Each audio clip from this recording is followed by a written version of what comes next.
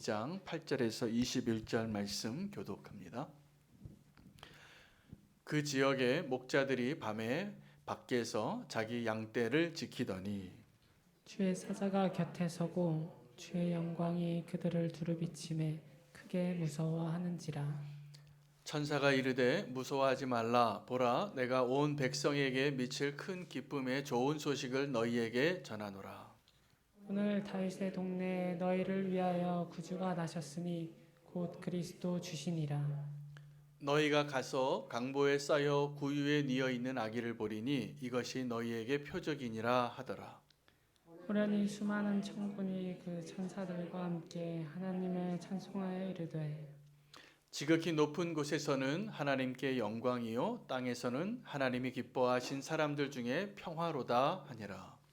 천사들이 떠나 하늘로 올라가니 목자가 서로 말하되 이제 예루살렘으로 가서 주께서 우리에게 알리신 바 이 이루어진 일을 보자 하고 빨리 가서 마리아와 요셉과 구유에 누인 아기를 찾아서 보고 천사가 자기들에게 이 이야기에 대하여 말한 것을 전하니 듣는 자가 다 목자들이 그들에게 말한 것을 놀랍게 여기되 마리아는 이 모든 말을 마음에 새기어 생각하니라. 목자들은 자기들에게 이르던 바와 같이 듣고 본 그 모든 것으로 인하여 하나님께 영광을 돌리고 찬송하며 돌아가니라. 함께 읽겠습니다. 할례할 8일이 되매 그 이름을 예수라 하니 곧 잉태하기 전에 천사가 일컬은 바라라. 아멘. 하나님의 말씀입니다. 오늘이 12월 23일이고 크리스마스 성탄절 이제 이틀밖에 남지 않았는데 오늘 본문 특별히 이 성탄의 말씀으로 오늘 성탄 예배로 대신하여서 이렇게 드리도록 하겠습니다. 코로나 때문에 성탄절 행사를 준비하면서도 코로나 때문에 이번 성탄절 정말 어렵겠다. 우리가 함께 예배하기도 어렵고 뭘 준비하기도 어려운 상황이 될 것이라고 걱정을 좀 했습니다. 그래서 가능하면 이 방역에 저촉이 되지 않는 범위 내에서 지금 세 가지 우리가 성탄절 특별한 준비를 하고 있는데요. 저는 이렇게 되돌아보니까 이 성탄절 이 기간을 이 코로나 때문에 교회가 위축이 되거나 성탄절이 더 위축되어진다라기보다는 하나님이 이 코로나를 통해서 우리의 시선과 관심을 온전히 그리스도에게만 향하게 할 수 있도록 도와주시고 계시구나. 우리가 너무 지금 한눈을 파니까 도리어 더 온전한 이전의 그 어떤 성탄절과 비교할 수 없을 정도로 우리가 이제 주님만을 바라보는 그런 성탄절이 될 것 같습니다. 얼마 전에도 그 기사가 난 것처럼 이 코로나, 우리 벌써 한 1년 가까이 코로나와 함께 지내고 있는데요. 코로나 때문에 하늘이 맑아지고 강물이 투명해지고 생태계가 다시 회복이 되어지는 그러한 기사를 다 보셨죠? 네, 성탄절도 동일합니다. 지금 사실은 우리가 성탄절, 우리가 기뻐하고 예배하고 교회에서 1년의 가장 중요한 행사 중에 하나로 예수님의 생일이라고 그렇게 성탄절을 기뻐하며 예배했지만 사실 교회에서보다 예수님을 믿지 않는 사람들이 성탄절을 더 즐겼어요. 먹고 마시고 모이고 즐겁고 클럽에서 모이고 그리고 그게 성탄절의 분위기를 온 거리를 다 치장하고 네온 사인이 걸리고 그리고 산타크로스가 더 예수님보다 유명해지고 그런 성탄절을 우리가 보내면서 도리어 교회에 와서는 아주 조용하고 아주 차분한 그리고 예수님만을 바라보는 그런 성도들의 모습으로 우리가 성탄절을 지내왔는데 이번 성탄절은 이제 서울 거리가 다 고요해질 것 같습니다. 제가 그래서 우리가 24일 날 교회에서 만나는 예수님 우리는 교회의 그 성탄 축제 첫 번째 행사를 생각해 보니까 지금 아직 다 사인업을 안 하셨는데 그때 뭐 하실 거예요? 교회 오세요. 교회 오셔서 예수님을 만나고 한 번이라도 더 예수님 생각하시고 우리에게 오신 예수님의 그 진정한 축복의 의미를 기억하시면서 기도하시는 시간으로 주님 만나는 시간으로 그날 밤에 예수님의 그 탄생한 소식을 천사들이 누구에게 알렸냐 하면 다 잠자고 있는데 그 목동들에게 알렸습니다. 그래서 시간도 24일 날 저녁 6시부터 9시 우리의 분주한 일상을 좀 멈추고 이제 할 것도 없잖아요. 갈 데도 없고. 그죠? 교회 오세요. 교회 오셔서 주님 앞에 우리가 그 모든 방역 수칙을 잘 지키는 범위 내에서 주님을 생각하고 진정한 성탄의 의미를, 그날 2000년 전에 그 목동들이 경험했던 그 성탄절을 우리가 경험할 수 있게 하나님 주신 특별한 기회라고 믿습니다. 세상이 이렇게 잘못된 성탄절, 예수님의 생일인데 자기들끼리 먹고 마시는 성탄절이 되었습니다. 얼마 전에 어떤 정치인이 어떤 할머니의 생신을 축하하면서 할머니는 없고 할머니는 알려주지도 않고 그렇게 자기들끼리 와인잔을 이렇게 들고 사진 찍었고 그걸 또 올렸어요. 왜? 그래서 비난을 좀 받은 그 기사가 생각이 납니다. 우리가 그랬던 모습이거든요. 그 정치인을 비난할 게 아니라 우리가 예수님 생일인데 예수님은 따로 연락도 안 드리고 우리끼리 다 친구 불러서 파티하고 즐겁게 여행도 가고 그러고 살았어요. 근데 이번 크리스마스 때는 정말 주님만을 생각할 수 있는 그런 성탄절이 좀 됐으면 좋겠습니다. 그런 크리스마스 잘못된 의미의 그런 좀 성경의 의미에서 벗어난 그런 성탄절이 될 수밖에 없었던 이유는 교회의 책임입니다. 우리의 책임입니다. 우리가 진정한 성탄의 의미를 온전히 전하지 못했기 때문이고, 또 하나는 교회인 성도가 그 마음 안에 정말 온전한 예수 그리스도를 마음에 품고 살아내지 못했기 때문에 세상은 자기네 마음대로 이거 기쁜 날이라고, 그래도 교회의 역사가 오래되어 오면서 그날을 그래도 축하하는 날로 껍데기만 남아서 그 껍데기에 그 기쁜 공휴일, 나라에서도 공휴일 만들어줘서 그 껍데기만 남은 성탄절에 다른 것으로 채우고 먹고 마시고 즐거워했던 그러한 모습들이 분명합니다. 제가 며칠 전에 운전을 하고 가다가 라디오를 들었어요. 그래서 이제 집으로 가는 길에 벌써 이제 라디오 방송의 음악이 다 캐롤송이 들리더라고요.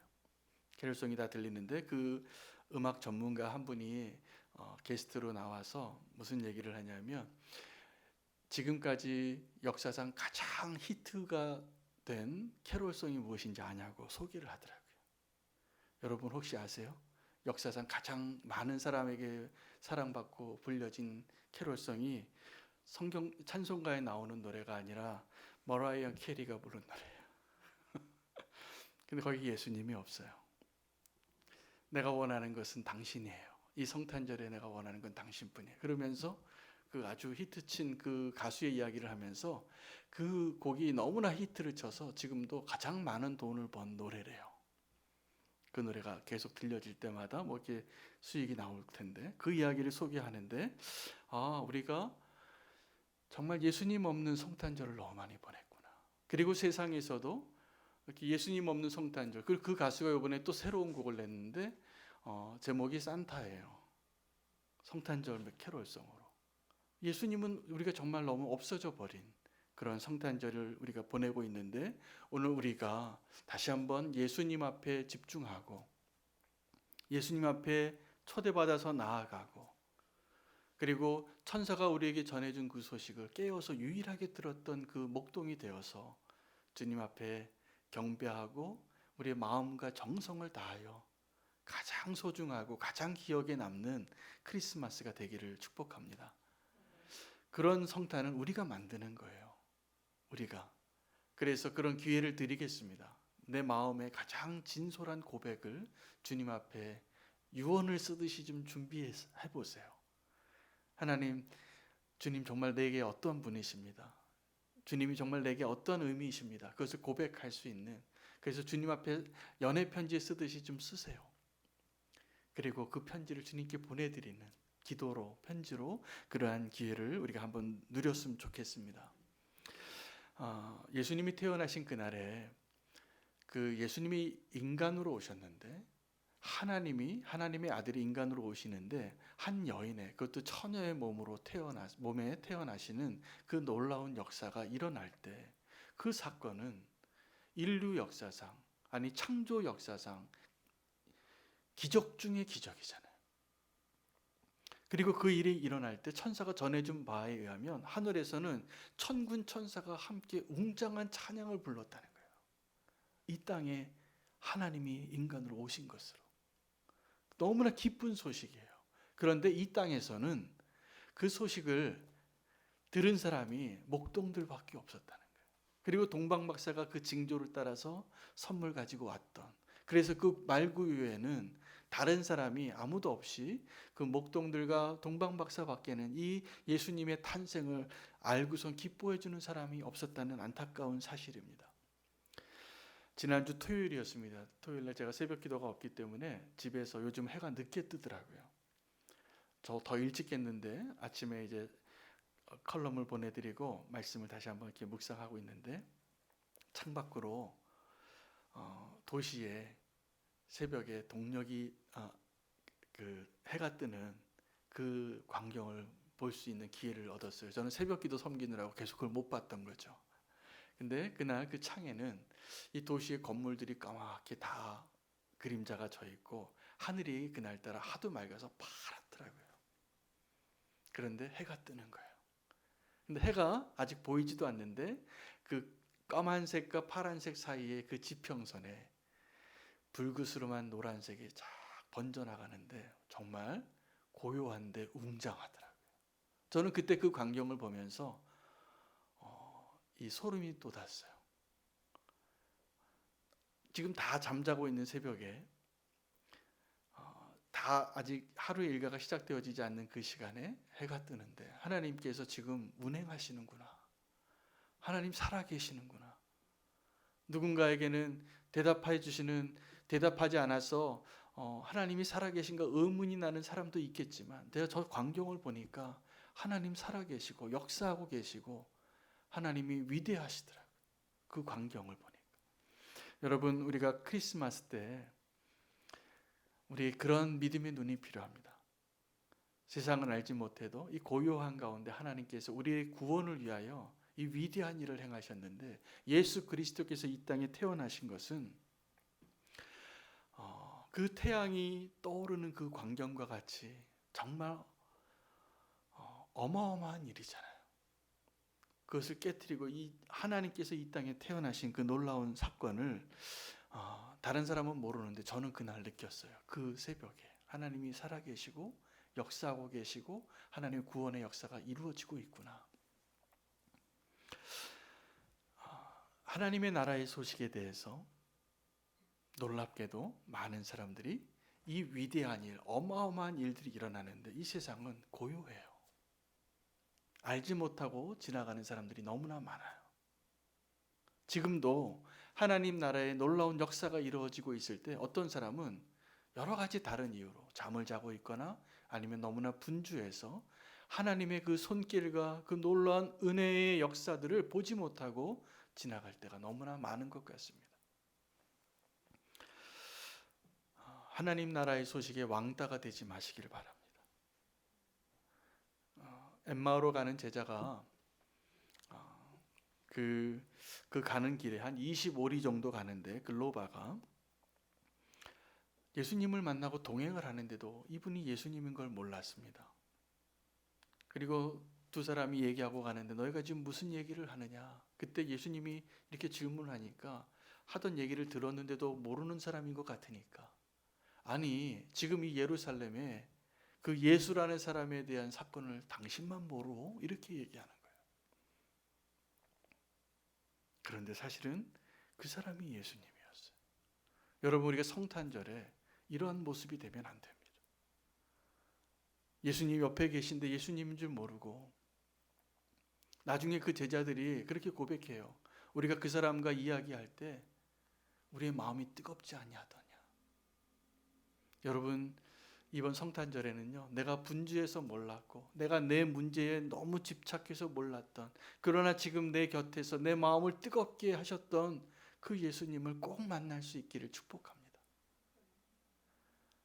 어쩌면 주님은 누군가에게 그 소외되어진 가운데 우리의 눈먼, 우리의 어두운, 우리의 미련한, 우리의 죄악 가운데 갇혀 있어서 너무나 분주해서 이 세상 일들로 예수님을 잊어버리고 느끼지 못하는 우리를 향한 하나님의 그 안타까운 마음이 제가 오늘 전하고 싶은 내용이에요.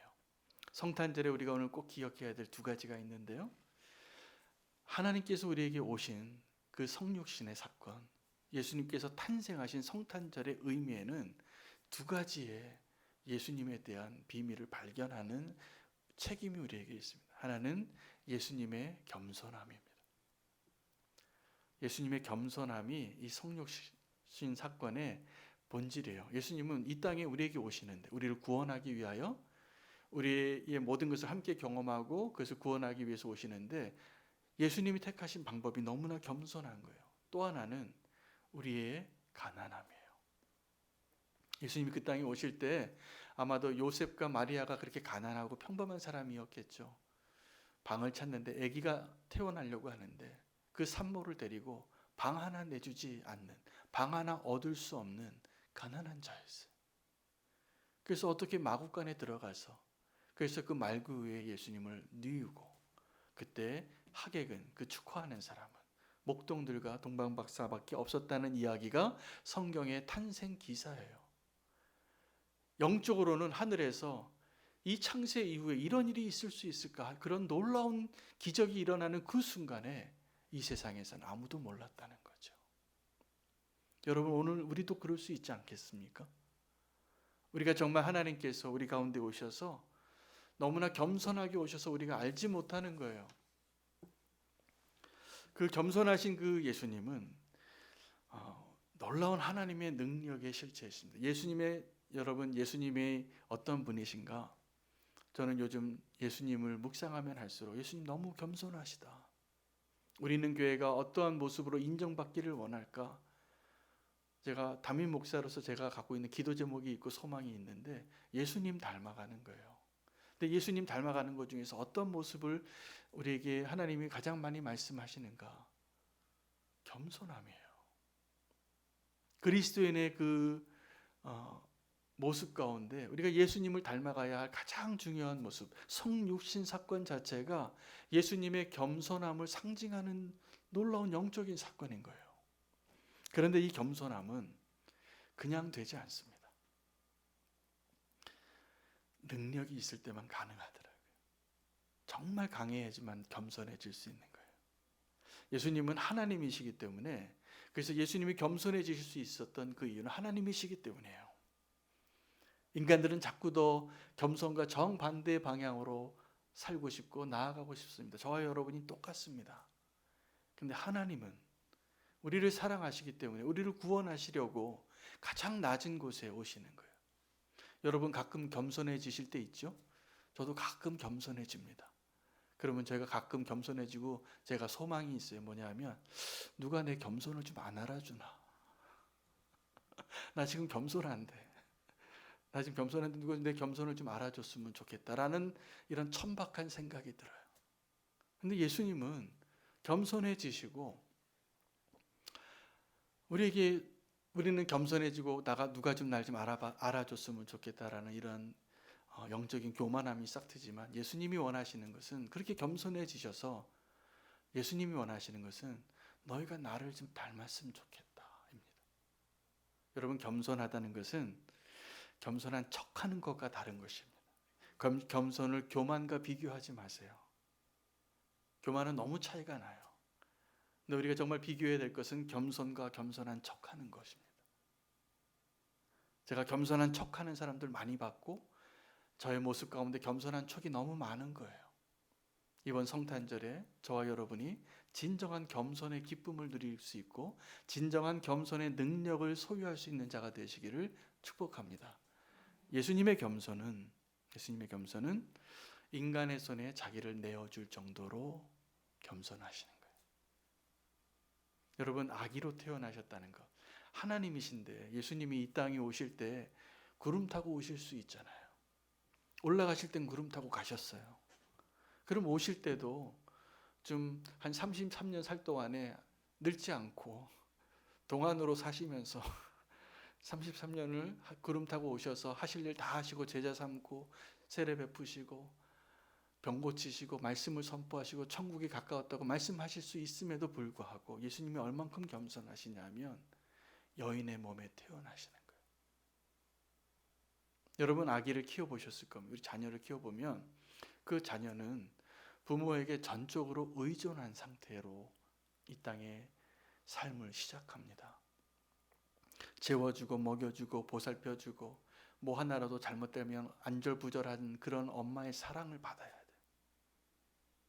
무엇 하나 자기 마음대로 할 수 있는 게 없는데 세상에 하나님이 이 땅에 오실 때 그 아기가 되신 거예요. 뭡니까?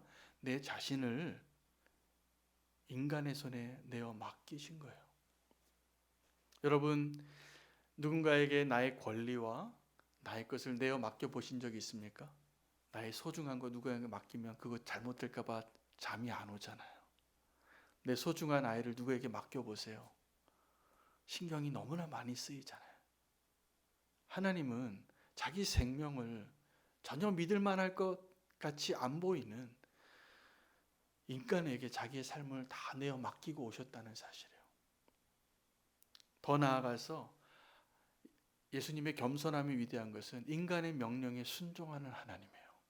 여러분 이 예수님께서 태어나신 그날에 그 호적하러 모든 사람들이 자기 고향으로 다 찾아갔던 이유는 그때 당시에 로마의 황제가 가이사 아구스토였고 구레누라는 수리아 총독이 모든 사람을 예수님의 유대인 다윗의 자손들도 그 마을에 가서 호적하라고 명령했기 때문이었습니다.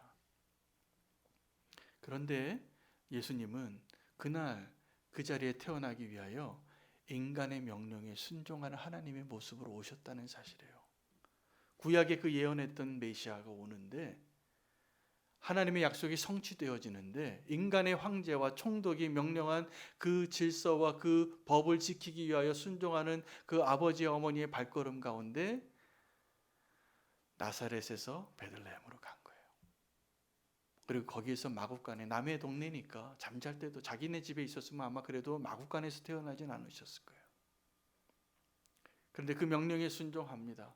황제가 명령한 거였기 때문에 다 순종해야 했어요. 총독이 명령한 것이었기 때문에 모든 사람이 다 호적 등기하러 간 거예요.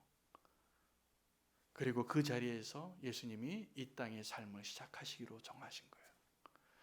여러분 우리가 겸손이라고 얘기할 때 겸손이 왜 어렵냐면 이게 능력자만 할 수 있는 거거든요. 정말 강한 사람만 할 수 있는 거예요. 연약한 사람은 쉽게 포기하거나 쉽게 교만해집니다. 근데 겸손한 사람은 내가 이 모든 것을 다 컨트롤하고 있다. 내가 이 모든 것을 다 감당해낼 수 있다. 정말 하나님만 하실 수 있는 게 겸손이더라고요. 여러분 겸손을 너무 얕잡아 보시면 안 됩니다. 여러분 겸손한 사람 만나면 어떻습니까? 두려운 거예요, 사실은. 겸손한 사람을 만나는 게. 여러분 우리가 정말 예수 그리스도를 닮아가는 그 하나님의 능력을 경험하길 원한다면 우리가 겸손한 척이 아니라 겸손한 자가 되는 축복을 누리기를 원합니다. 이 성탄절에 제가 여러분에게 함께 나누고 붙잡고 우리가 결단하기를 원하는 첫 번째 메시지는 예수 그리스도의 겸손함입니다. 또 하나는 우리의 가난함이에요. 이 성탄절에 우리가 발견해야 될 사실이. 우리는 예수님을 위하여 방 하나 준비할 수 없는 가난한 자입니다. 모르겠습니다. 우리 성도님의 형편을 제가 다 잘 몰라요.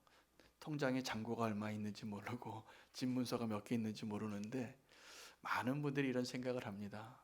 이 서울에 아파트가 이렇게 많은데 우리 집은 하나도 없네. 이렇게 생각하는 분들이 꽤 많습니다.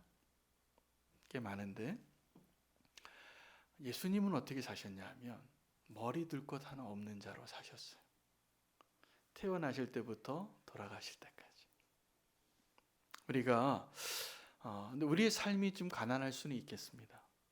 그러나 하나님의 부요함을 아는 가난한 자가 되시기를 축복합니다. 하나님 부요하세요. 그래서 우리 가난한 것은 전혀 문제가 되지 않아요. 예수님께서 방을 하나도 못 얻었습니다. 이제 베들레헴에 가서 그 많은 사람들이 한꺼번에 모이니까 그날 밤에 아기가 태어나는데도 그 사람들이 참 대단하죠. 너무 마음이 강박하죠. 출산할 산모가 있는데 방을 안 내주는 거예요. 우리는 버스 타다가 노약자가 있으면 그래도 자리도 내주는데 노약자석도 있고 임산부석도 있는데 그날에는 그 정말 출산을 앞둔 배가 남산만한 이 여인에게 방을 안 내줬습니다. 왜요? 그들이 너무 가난했기 때문이에요. 방 하나 준비할 힘이 없었습니다. 예수님을 위하여. 한번 생각해 보세요. 여기 아버지들 계시고 남편들 계신데 아내가 이제 출산을 앞두고 있는데 방 하나 마련해 주지 못하면 그 결혼 가능하겠어요? 얼마나 그 평생 그 원망을 듣고 살겠어요. 그 아내에게 안전하게 출산할 장소 하나 마련해 주지 못하고 그 남자 어떻게 믿고 사냐 이럴 것 같습니다. 그런데 우리가 예수님에게 정말 너무나 가난한 자로, 저는 오늘 제목을 빈방 있습니까? 라고 이렇게 정하게 된 이유가 그들이 그날 2000년 전에 요셉과 마리아가 예수님을 위하여 방 하나 마련할 능력이 없었던 거죠. 한번 상상해 보세요. 예수님의 부모가 애원했을 겁니다. 그런데 다 거절받은 거예요. 방 하나 얻을 수 있는 은혜를 못 누렸어요. 누가요? 마리아와 요셉이, 그리고 그 안에 계셨던 하나님께서. 지금도 하나님은 이 땅에 우리를 구원하러 오시는데 이 땅에 오실 방 한 평, 그 방 하나 없어서 마급간으로 향하고 계실지도 모르겠습니다. 저의 소망은 이번 성탄절에 우리의 이런 고백이 좀 있으면 좋겠어요. 예수님 이 땅에 오실 때 지금 이곳에서도 동일한 거죠. 이 땅에 그 땅 2000년 전에 태어나실 때 그 상황이나 지금 우리의 삶 가운데 이 세상에서 대한민국의 이 서울에 또 이 위례 지역에 예수님께서 머무실 방 한 칸 있는 거 맞습니까? 없을 수도 있어요. 그때 우리가 고백할 수 있으면 좋겠어요. 주님, 내 방에 오시고 내 마음에 오시길 원합니다. 그것을 내어드릴 수 있는 그 한 사람. 만약에 정말 그날 어떤 한 사람이 바울이 전도 여행 갈 때 누군가가 그들에게 거할 곳을 마련해 주고 엘리야가 엘리사가 주의 일을 할 때 그래도 방 한 칸 마련해 줬던 과부처럼 아니면 그 여인들처럼 예수님에게 우리가 방 한 칸이라도 마련해 드릴 수 있는 그 마음의 공간, 그 정도만큼이라도 우리는 조금 넉넉한 사람이 될 수 있으면 좋겠습니다. 바울이 고린도 교인들을 향하여 사역을 하면서 그가 이렇게 편지를 써요. 우리가 선교 팀들을 이야기하는 거였죠. 동역자들을 이야기하는 거죠. 우리가 너희를 향하여 마음을 넓혔으니 너희도 마음을 좀 넓히기를 간청해요. 여러분, 우리의 마음에 정말 예수 그리스도를 모실 수 있는 그 마음의 공간이 있기를 축복합니다.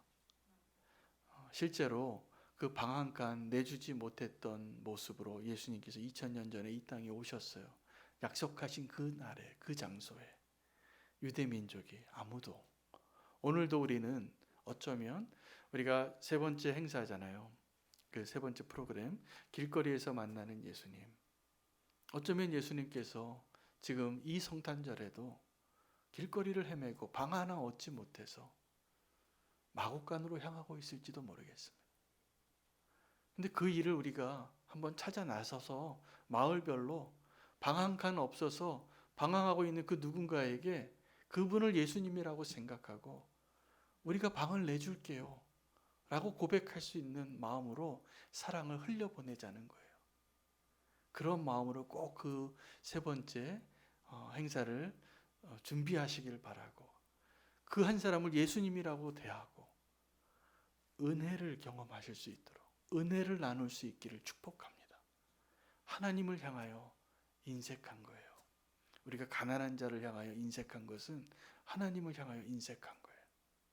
이번 성탄절에는 우리 안에 예수님께서 오셔서 우리의 마음 가운데 그 풍성한 사랑으로, 어쩌면 우리는 그렇게 생각할지도 모르겠습니다.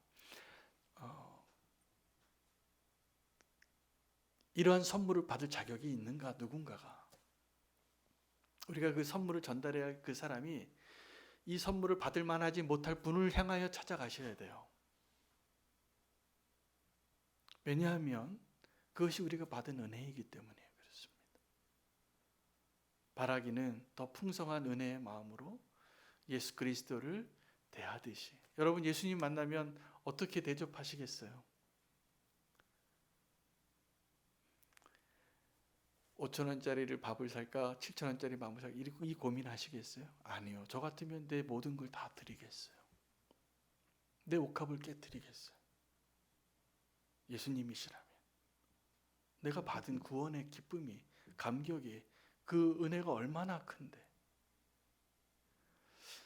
여러 가지 이제 형편과 상황이 다 다르시겠지만 저는 이 세 번째 거리에서 만나는 예수님을 그렇게 준비해 주시기를 좀 부탁드립니다. 마음을 좀 담으시기 바랍니다. 그래서 이것이 좀 아깝다, 좀 낭비다, 누군가에게 나의 소중한 것을 예수님이라고 생각하고 나눌 수 있는, 그래서 그 사람이 볼 때 나는 이런 것을 받을 자격이 없는데요 라고 느끼실 수 있을 정도로 그렇게 하실 수만 있다면 하나님의 은혜가 이번 성탄절이 특별한 성탄절이 될 것이라 믿습니다. 네, 교회에다 성탄 헌금하지 않으셔도 돼요. 교회에다 성탄 헌금하지 마시고 그 사랑을 한번 흘려보내 보십시오. 내 마음에 성탄 헌금하려고 작정했던 것을 거기다 다 모아보세요. 우리 교회 그게 재정이 그렇게 어렵지 않으니까 교회에다 안 하셔도 되니까 이번 성탄절에 거리에 나가서 우리가 사랑을 전해야 될 그분들에게 마음을 담아보시기를 부탁드립니다. 우리가 분명히 그 예수님을 만날 것이라 믿습니다. 저는 오늘 이 빈방 있습니까? 라는 말씀을 묵상하다가 제목을 정해놓고, 예수님께서 결국 마지막에 가실 수 있었던 그 남은 장소는 아주 누추하고 사람이 거하는 장소가 아니었어요. 가축이 거하는 장소였는데, 이걸 뭐 고고학적으로 뭐 이렇게 해서 우리가 생각하는 것처럼 그렇게 냄새나고 더러운 것이 아니라고 그것을 증명하는 어떤 논문을 쓰시는 분들도 있는데 쓸데없는 짓입니다. 성경에서 말한 그 문맥을 보세요. 그 마구간이 어떠한 것인가. 우리가 거절해서 이제 가실 곳이 없어서 선택했던 마지막 장소예요. 나는 그런 논문 쓰시는 분들 제가 별로 감동이 안 돼요. 성경의 전체적인 맥락을 모르는 거예요. 그게 상황과 역사와 문화와 이해를 하는 것이 아니에요. 그런데 사실 우리의 마음이 그 마구간 같아요. 주님께서 그 마구간, 냄새나고 더러운 마구간이라고 우리는 믿으셔도 돼요. 그냥 제 설교로 그냥 그렇게 적용해 주세요. 우리의 마음이 그런 거예요. 그런데 예수님은 그 더럽고 냄새나는 마구간조차도 마다하지 않고, 그래도 그 장소라도 마련해진 그곳에 내가 내 자신을 위탁하며 하나님께서 인간의 삶을 시작하는 첫 번째 장소로 정하셨다는 사실입니다. 제가 이 말씀 준비하면서 제 마음이 별로 그렇게 온전하지 못한 부끄러운 죄인이라는 것을 다시 발견해요. 그런데 하나님의 은혜는 내 마음이 마구간과 같이 더러워도 주님께서 내게 오셔서 나를 택하시고 사랑하시고 인류를 구원하시기 위한 위대한 역사의 출발점으로 삼으시겠구나. 여러분, 저와 여러분이 그러한 마음으로 우리의 마음의 방 한 칸 주님께 내어드릴 수 있는 그 한 사람 되시기를 축복합니다. 마지막에 말씀을 이렇게 마무리하고 싶어요. 여러분의 마음 안에 그 방 하나 있습니까? 주님을 향한 그 방 하나 있습니까? 내어드릴 수 있는 그 방. 그러면 소망이 있는 겁니다.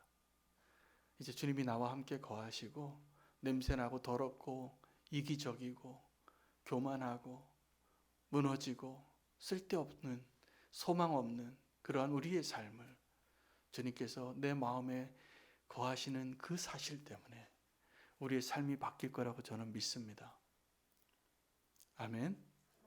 이번 성탄절은 그 은혜를 누리시기를 축복합니다. 마구간 같은 그러한 내 마음이지만 주님께 내어드릴 수 있는 자만 누릴 수 있는 축복입니다. 오늘 그 은혜가 저와 여러분에게 꼭 임하기를 기도하겠습니다. 기도합니다.